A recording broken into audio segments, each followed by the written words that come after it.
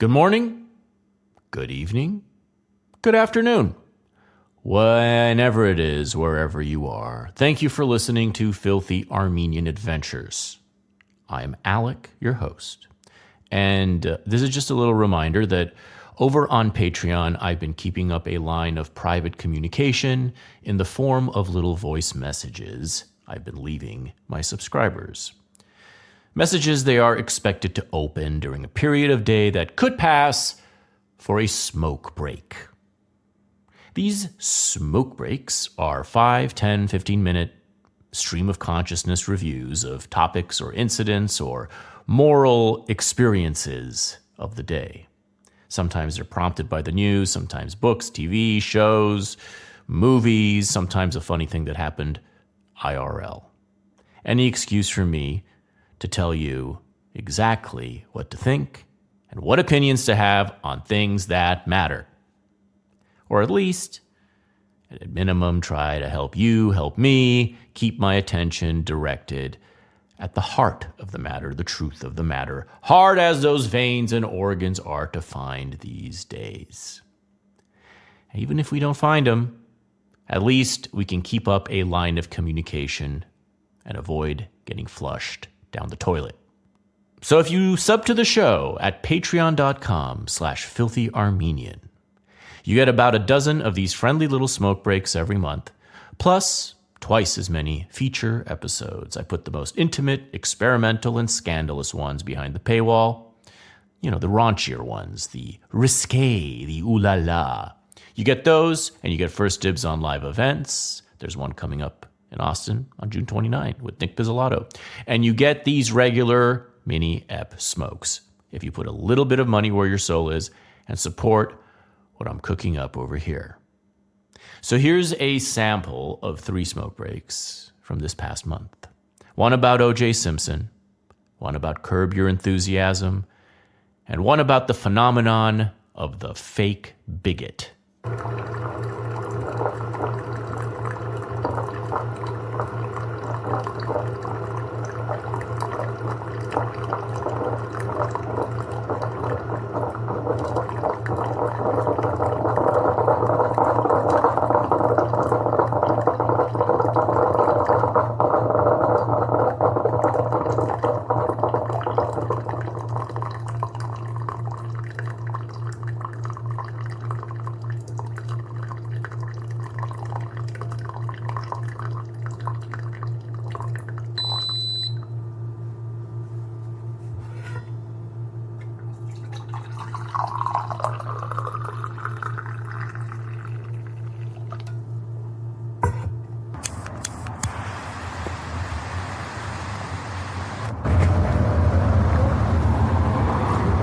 I watched the O.J. chase from a hotel room in Lake Tahoe when I was 8 years old. And we were in shock. My mother, grandmother, sister, and I. Because just a few weeks earlier, O.J. Simpson and Nicole Brown Simpson were at my karate recital, cuddling as they saw a group of 13 little bambinos in Japanese white robes with belts around them with black markings on those belts to denote our various degrees of self-defense expertise. A group that included Seth and Seth and Sydney Simpson, their 2 kids. Beautiful kids, had that creamy skin. And usually it was Nicole who came to pick them up and watch them do their karate classes, but this was the recital, so this time OJ came as well. They were very cuddly. Specifically, the image I remember was Nicole resting her head on his shoulder. His very ample shoulder as they watched us. So anyway, it was a big deal in my life, the OJ trial. It was huge. I was just at that age where I was like capable of staying up and watching Tonight Show, which for the next several years, but especially the next year, was 100% totally about the OJ trial. Talk radio, 100% totally about the OJ trial. TV was showing the OJ trial. When the verdict was announced, we were watching it in school. I've told this story. Well, it's not really a story. I just told this history before. We were watching it in school, and boy, we're all, of course, all our teachers were white women here in the West Side. Even though it was LAUSD, whatever, this was elementary school. I was in 4th grade during the trial, during the verdict. And boy, were they unhappy. Ooh, they were just shocked. Because if it could happen to her, it could happen to them. And I remember, because of my fan-brained state at the time, I remember rooting for OJ to win, to win the game. I was in denial. I was basically black, So I've said this before, but what nobody really realized at the time, this happened following the Rodney King riots, which were in '92. And of course, that was a big plot line that they were trying to get the LAPD back for the Rodney King riots, for beating up Rodney King and all that. That's what the big OJ documentary really delved into, and that's surely was on the minds of the nearly all black jury. There was 9 black people on it, two whites and 1 Hispanic. That's how I can remember, like poetry. 9 black people, 2 whites and 1 Hispanic. That's how John and Ken would put it on 640 AM all the time. People would say, well, what about the 2, when it came out, when he was acquitted, they went like, well, what about the 2 whites and 1 Hispanic? Well, there were a stupid 2 whites and 1 Hispanic. And I've expressed this over the last year, but it really hit me lately, this last year, how O.J. Simpson really did solve racial tension in America for that golden post-racial period from the end of his trial to the Obama second term, where it was cynically reactivated to empower the Democrat Party by Barack Hussein Obama and his junta.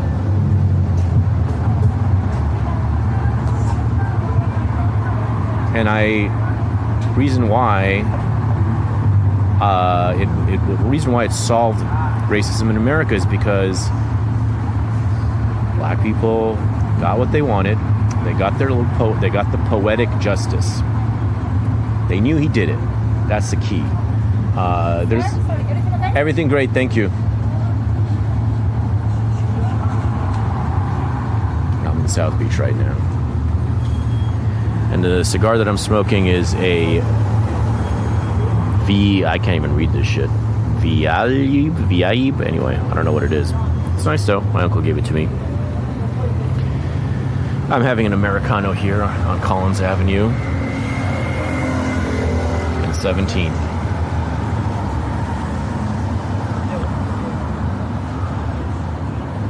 Miami is where, of course, OJ escaped from Vegas after he finally got out of jail for stealing his memorabilia back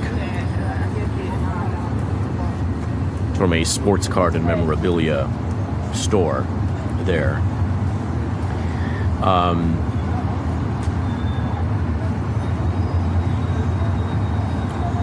By the way, OJ, if you don't know, the OJ trial was the inspiration for David Lynch's Lost Highway. As Lynch has said many times, the Blake Edwards character, that, freaky, monstrous entity of envy, and even in the general plot line of what's-his-name murdering Patricia Arquette in a jealous rage was inspired by the O.J. trial. And Lost Highway, for a long time, was my favorite David Lynch movie.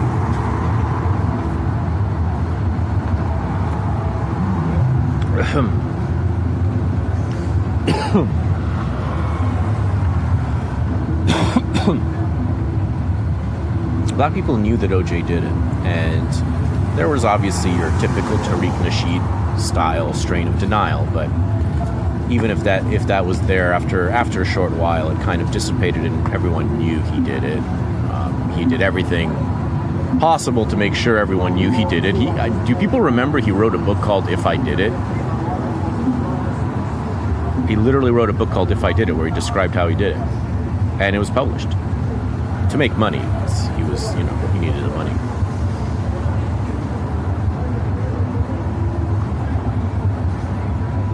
But poetically, he never stopped talking about how he was looking for the real killer. A Lynchian character to the end. Maybe he convinced himself. Maybe at some point he did convince himself that the O.J. who killed Ronald Goldman and Nicole Brown Simpson was not Orenthal James Simpson, but was some other demonic Bob-like entity.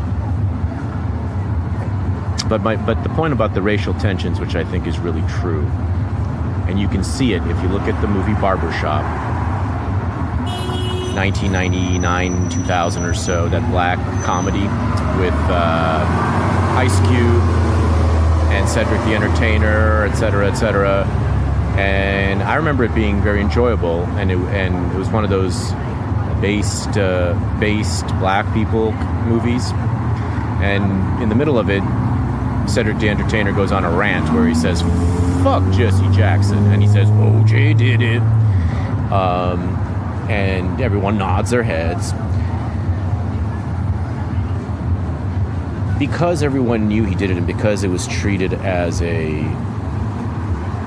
poetic justice, as a social justice, and and basically as a fictional form of justice, as retribution, because that bit of truth was accepted and acknowledged, and there wasn't a society-wide conspiracy to pretend that he was innocent just because he was acquitted, since liberals all thought he did it, white liberals.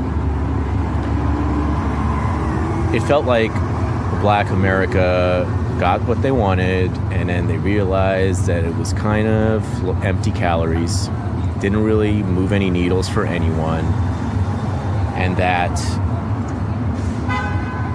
the social justice format program wasn't going to get anyone anywhere, except for a few rich guys off who never identified as black to begin with. So I think that was just a huge part of neutralizing the Rodney King hate and the riots, the LA riots energy, and also just settling in a hearty dose of realism and introspection about racial justice, which it took Barack Hussein Obama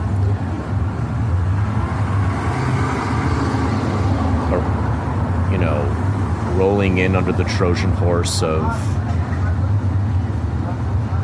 being the post-racist president to undo. So, R.I.P. to O.J. Simpson, the man who solved racism during that brilliant period from 1994 to 2010 or so.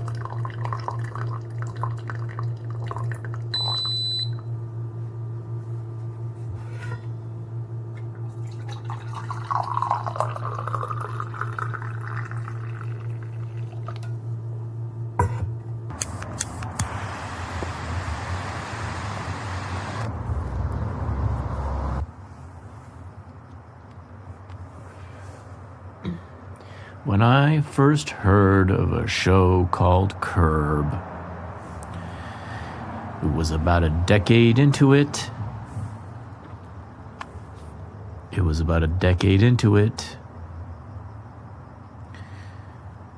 And it was when my friends said that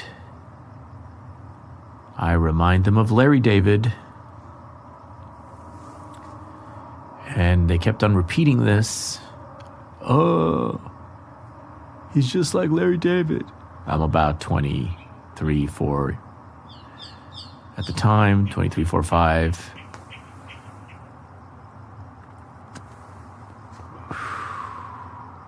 Apparently I'm a lot like Larry David. So I finally check into the show. For some reason, I start watching season 3, even though at that point I think it was season 5, into season 5 already. I can't remember exactly, 2010.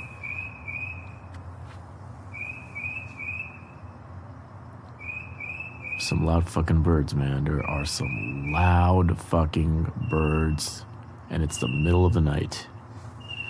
Anyway, apparently... Shut the Oh my god. I don't know if I can finish this. Larry David started watching Curb, and in the beginning, it's like...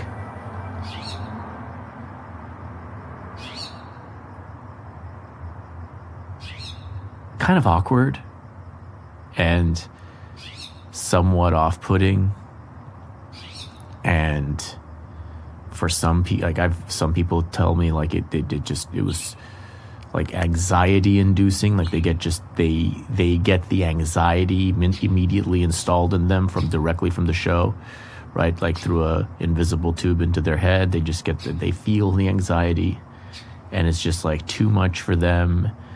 And for other people who don't feel it like that, or just kind of confused, well, they're like, what is this all about? Like, what does this mean? What's the... And take it at face value. But then after a few episodes, you start to fall in love with that fucked up world, and you can't do without them anymore. Now you're like, they're such a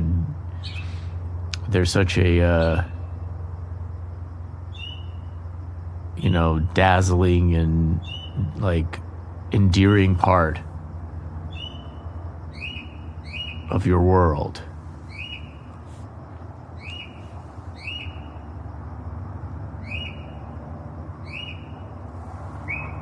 My favorite season is still probably season 4, the one where the one where he does a production of the Producers with Ben Stiller. But I like a lot of the seasons, and as you know, the show just finally concluded with its 12th season over the course of 23 years or 21 years or something. It's been a long time. It's been basically my entire adult life. Which is crazy. My entire adult life. And it's one of those shows that people struggle to define what it's about.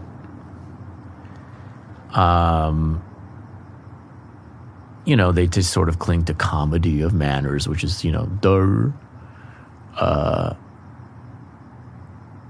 They don't really, no one has been really moved,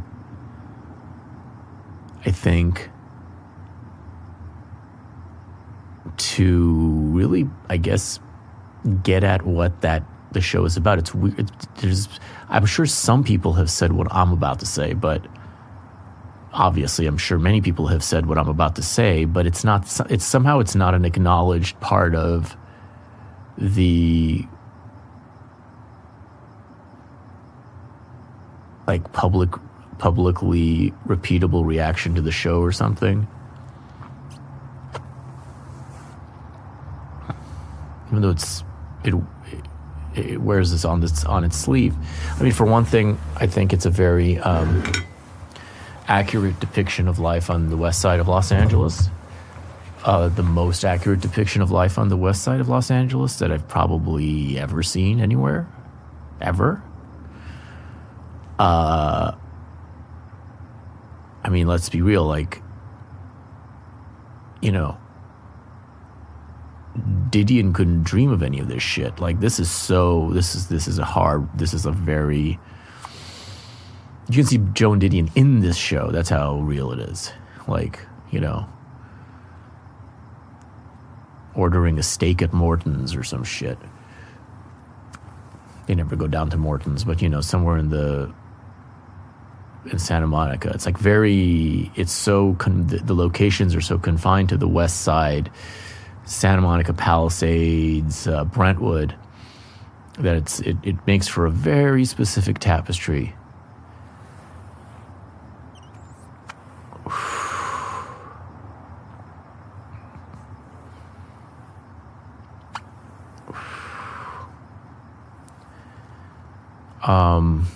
So yeah, what is it about? What is Curb Your Enthusiasm about? Well, first of all, like, let's just, you know, quickly recap. This last season was not very good overall. I mean, relatively. A lot of people kind of checked out early on. This final season, it starts with Larry bringing water to his black roommate, Dion. What is it? Dion? I forget what the fucking name is. Dion's aunt in Atlanta.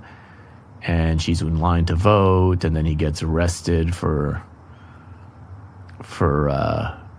like election interference or whatever, because he brought water to a person in the poll line or whatever. So it becomes a, you know, political thing, and the four episodes they're in Atlanta are pretty blah.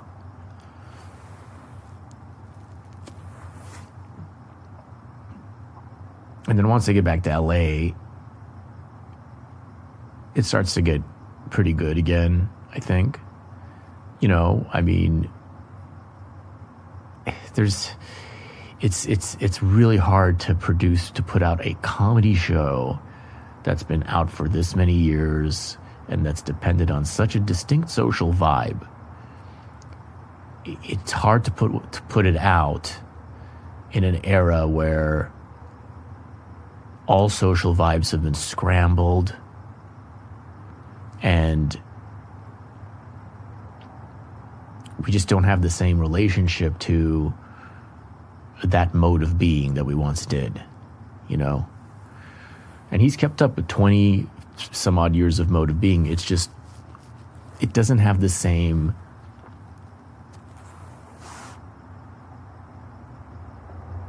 it just doesn't have the same stick to it. It's like, it's a different, that's from a different time now.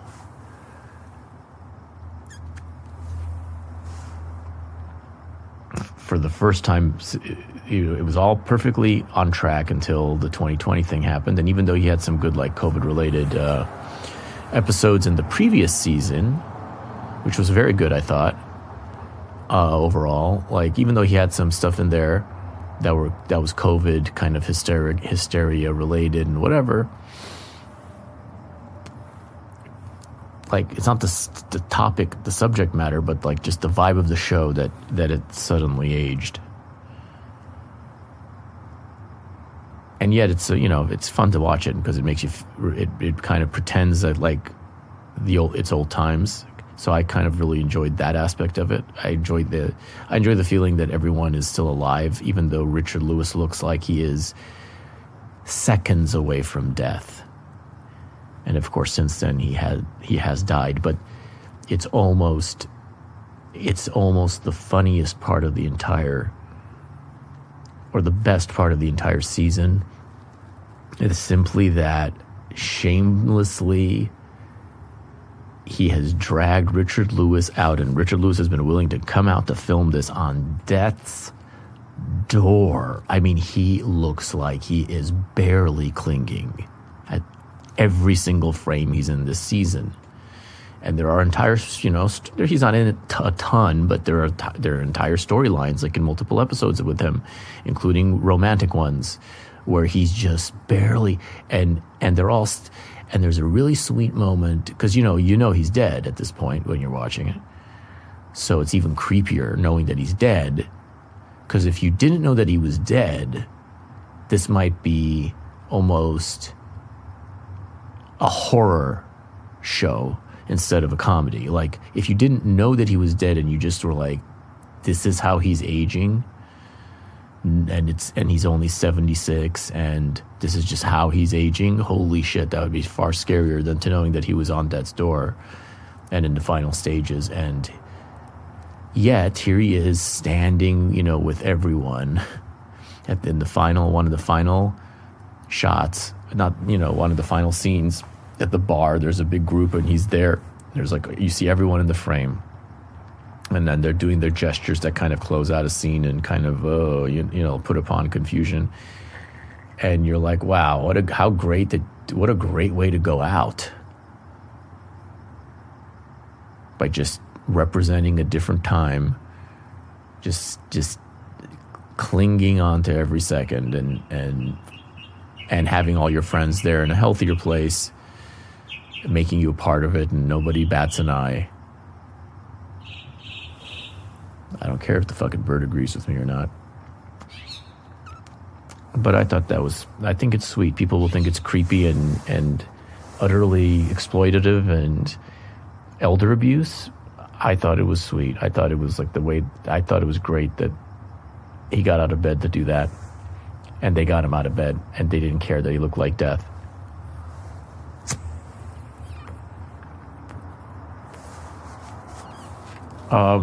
The episodes get better when he gets back to LA. It's kind of paint by the numbers, A lot of it isn't very inspired. A lot of it is just sort of,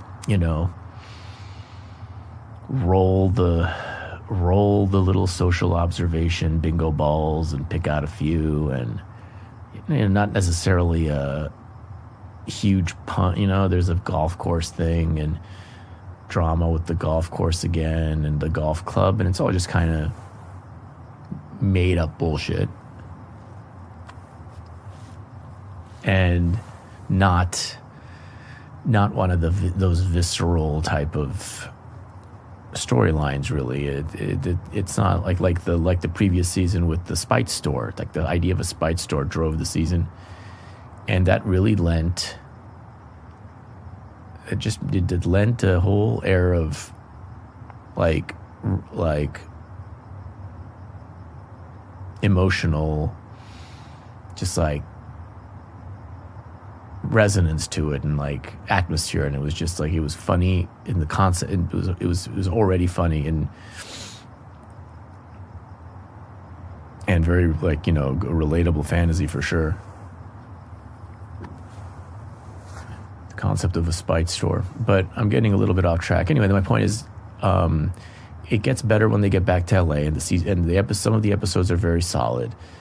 And to me, and the ending sucks. And again, he brings out that human turd, Colonel Vindman, to smear it over the fucking season. You see Colonel Vindman, the biggest piece of shit. I mean, when you see this guy talk, this is the guy who blew the whistle on Trump's phone call with Zelensky.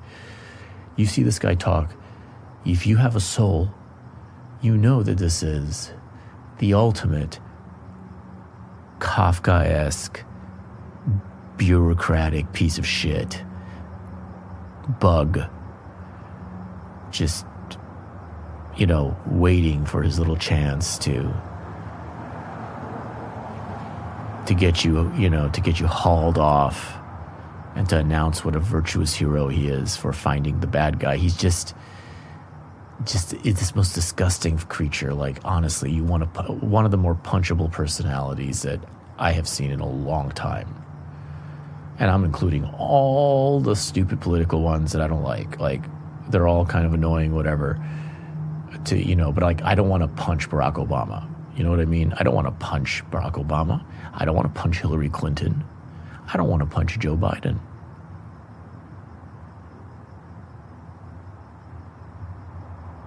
But Lord knows I want to punch Lieutenant Colonel Vindman, Eugene Vindman, if you can believe it, who's now like running for Congress or something. So he's in this, and that's enough to make a lot of people go. Everyone now has to go, is Larry David MAGA? Because he had a little, MAGA joke in, he wore the MAGA hat in the other season, and there's some humor, politically incorrect in this season or whatever, and people are like desperate to think that Larry David he's not MAGA. He's not MAGA, guys. He advertises just how much of a hopelessly libtard Democrat he is. Like, liberal Democrat for life. Just a simple Roosevelt Democrat for life. You can't budge on it. Why? He's very forthright about it throughout the entire series. How much, he reads The Nation in one thing. He makes a nice comment about The Nation. He makes some bad comments about Bush. It doesn't bother you because it's a very accurate depiction of what the mentality of that world is, which the show is about. And it's just an honest part of it. It's just like, there it is. It's right there. He doesn't hide it. He's explicitly crabby and boorish about the expression of his political views in the show. He makes fun of himself for being as liberal as he is. He's not MAGA. He is not. Stop, don't be surprised when you see that video then that he's going off about what a narcissist Trump is or whatever the hell he said.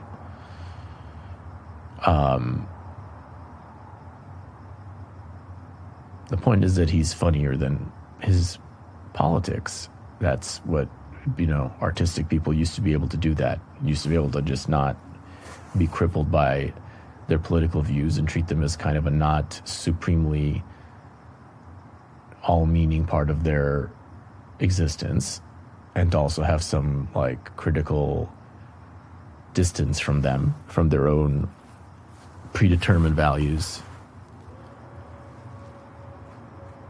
So so there's Vindman's back in this season. He's annoying, but I will say this before wrapping up on the season. I mean, what else are you going to watch if you're into this? It's funny still to me. I still was able to watch it even though I wasn't addicted to it as I might have been to the previous season and prior seasons. I wasn't addicted to it. I could take it or leave it. But I watched it. Now, maybe I was just really high.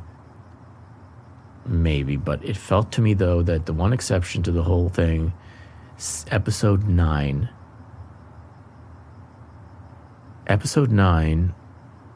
felt like one of the funniest I've ever seen. Maybe it was just a delusion, but I really thought it was funny, and it was also surreal. And it was a surreal in a non-announced way. It wasn't like some sort of a gimmick episode or anything. It was just like it was a very standard episode, but all the bits in it and all the jokes and stuff seemed to be at a much deeper level.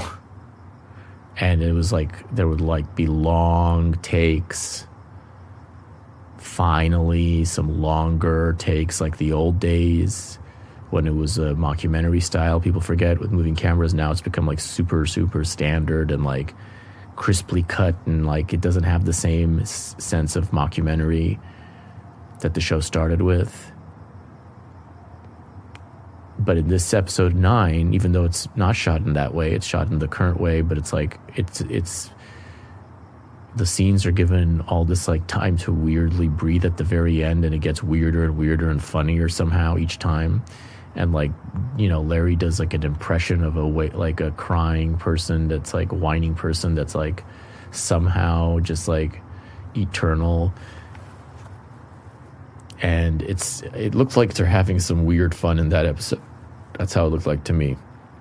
So episode 9 is a real highlight, IMO. I cracked up a lot during that episode. And the rest of the season, I just was like, nodding, whatever, nothing. Not barely even a laugh.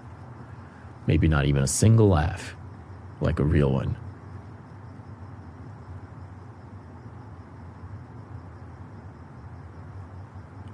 So that's that for the final season. But as I was saying before in the very beginning, I was dropping clues of like how I feel like this show is kind of, somewhat under the radar, what it actually was,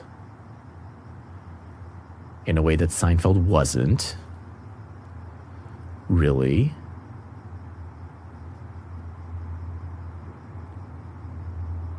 Which is that it's a show about Jews being a Jew. Show about being a Jew of a certain kind in LA, West LA, of the show business world. But still, like, Larry David is being the most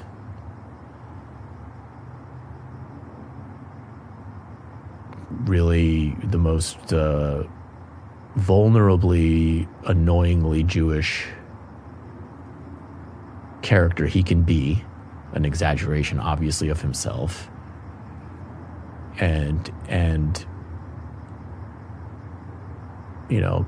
convincing the world, or at least America, to fall in love with him. And we did. With a few exceptions.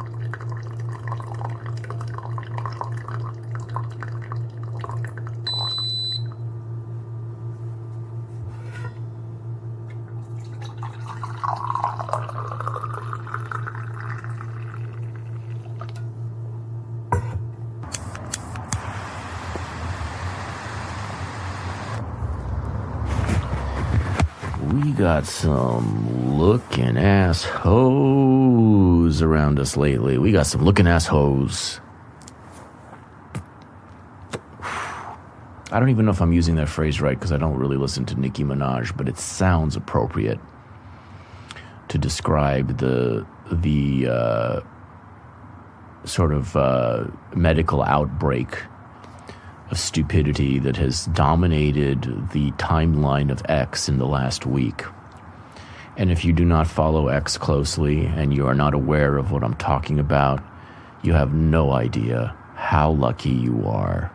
I am not going to taint your purity and your innocence by getting into any details at all. This is the lowest of the lowest, low spectacle of subhumanity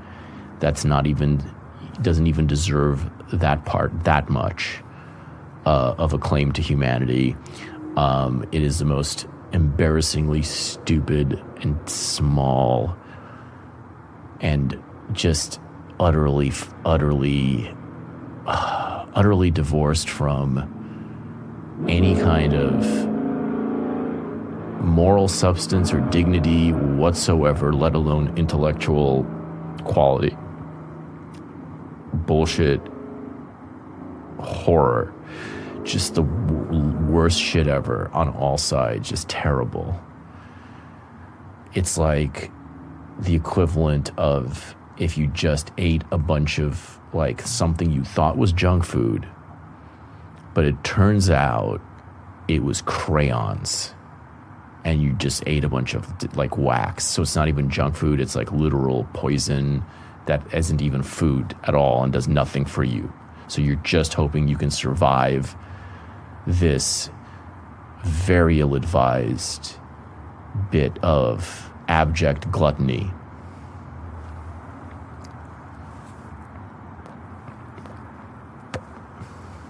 So many fake ass people, and so I'm just going to comment on it because it kind of it sparked a kind of ironic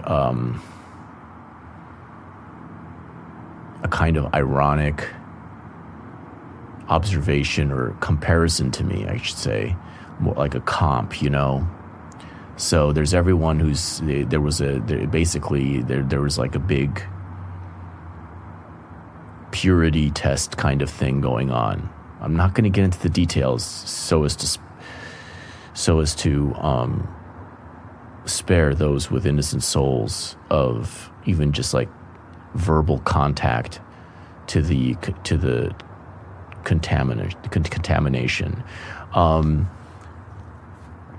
But there was a kind of a purity test type of thing, and you know, it's funny to see a right-wing version of a very old left-wing archetype, which is that of the kind of humanitarian, right? The left-wing humanitarian, which many thinkers in very unforgettably pithy ways has really clocked the misanthropy that is disguised in brotherly love and universal love and brotherhood and all that communist bullshit. And whatever guise it takes, the point is, you know, Eric Hoffer said it is easier to love humanity than it is to love your neighbor. Nietzsche has himself very powerfully identified the kind of person who loves humanity, professes his love for all mankind, because he is incapable of loving anyone he actually knows around him, in his family, in his town, etc. And so the hatred is laundered as love for mankind, the abstract, everyone he doesn't know, everything he doesn't, that's not his business. As opposed to the venal concerns of those who he hates, in other words, all men and women. But what's interesting to me, looking at this last week of insanity, and it should also be noted that there is a cost to the tyrannical, censorious libtardism of the last 15 years, 10, especially the last 10 years. There is a cost to that beyond merely its most direct crimes. There is a cost. There is a loss of reality to the virtues of compassion, of tolerance, of empathy, which you never quite know if it's happening or not, but can be aspired to, at least. It can be aspired to, empathy, of, basic decency, all of these virtues which have been weaponized in the form of malicious counterfeits for the purposes of libtard censorship. and power over the last 10 years. Well, so much for those virtues. They have become toxic, and people have forgotten how to genuinely approach them, and they've lost flavor. And so a lot of people have just simply turned away from them altogether, being scared by the counterfeits, by the malicious counterfeits, and that is its own problem.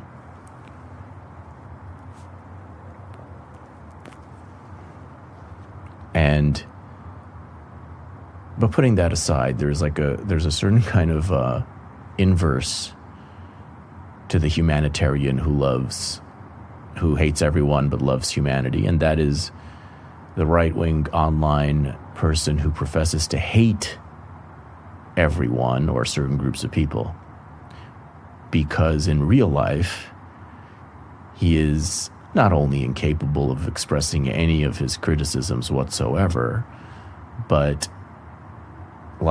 literally has never, ever, ever even can express an honest opinion at all. These are people, I believe, who are the most vituperative, who are the most vitriolic and in a stupid way, in a competitive way, they're competitively vitriolic, where they're like, you're not, where they consider people who aren't 24/7 hysterically shrieking about the evil of a certain group of people to be soft on that group and on that question or whatever. This is literally what you have here, where it's a competition to see how annoying, people are claiming basically that they are superior based on how annoying they are in their endless bitching about some particular group of people. It's the fake. So the inverse of the fake humanitarian is the fake bigot. These are fake bigots. They're lying. They're lying. They're liars. They're not real bigots. They don't have the balls to be anything in reality. They've never expressed anything that is slightly inconvenient to them. And I've noticed this not just on the internet in the last week or in the last few years. I've described in the past certain outbursts of fake homophobia that was learned in the 90 seconds, in about 90 seconds, so that it can be expressed to disguise personal envy. But I've seen this from the very beginning of my life. The most, taboo, the most race-obsessed, taboo people around me that I had contact with, in the form of people who are distant family friends or someone or another who's obsessed with this kind of stuff. Not very often accurately to some degree, but obsessed in a manner similar to these anonymous online blowhards. And in their obviously they were open about it to trusted people, their opinions, to the very small group of trusted people that they assumed they were safe from, but in their normal lives, in their public, in their semi-professional lives or whatever, they weren't just understandably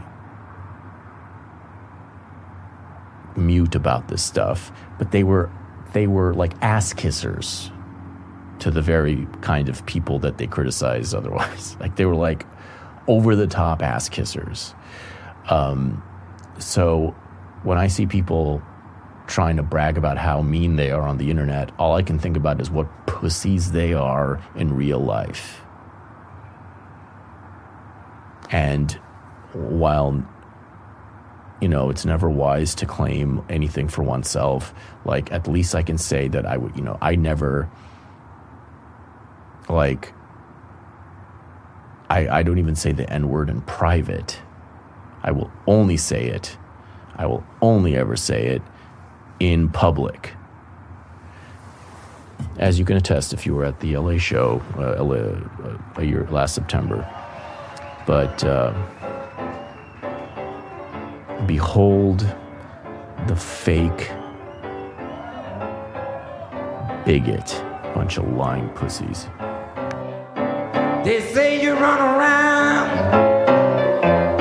tall, dick, and slim. No, they ain't giving you no money, baby, for what you giving them. You know you lie too much. Baby, you know you lie too much.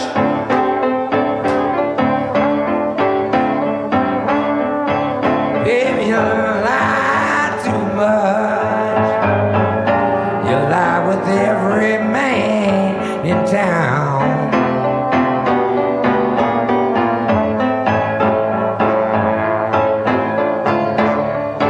People all around the street, my friends try to hit me. Every night they see you ripping and running with Jack and Ricky. But you know you lie too much. Baby, you know you lie too much. Yeah, baby, you lie too much. You lie with every man in town. Oh, tell them about it, Chris.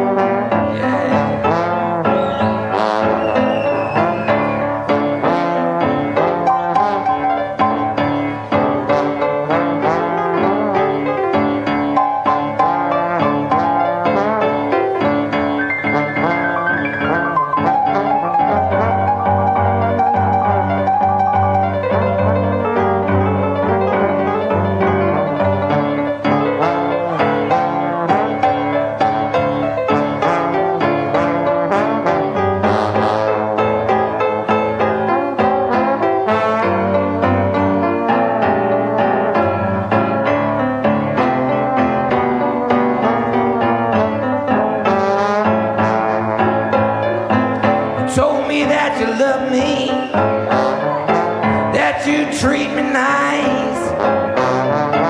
For the cock crowed twice, you denied me twice. Baby, you know you lie too much. Darling, you know you lie too much.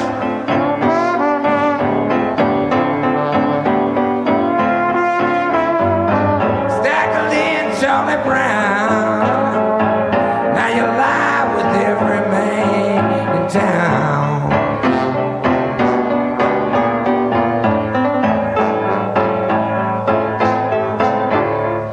Baby, you told me you love me, yeah, you treat me right.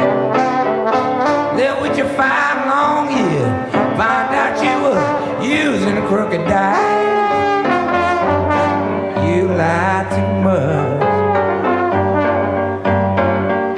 Baby, lie too much.